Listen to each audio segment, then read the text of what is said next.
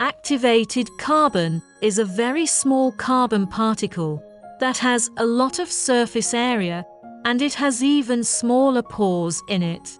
The capillary has a strong adsorption capacity and plays a purifying role. Commonly used blender processing.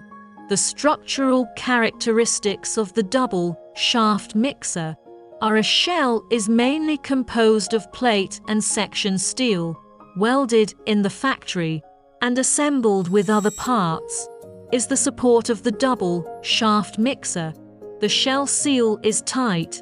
There will be no flying ash leakage phenomenon. Two-screw shaft assembly is the main component of double shaft mixer. Its components are mainly left and right spiral shaft, bearing seat, bearing cover, gear, sprocket, oil cup, blade, and other parts.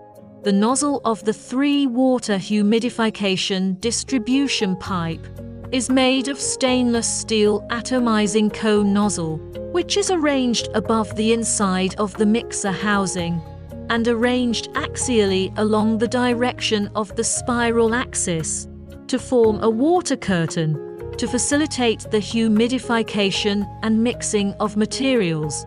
Nozzle structure is simple, easy to replace, stainless steel material, anti-corrosive.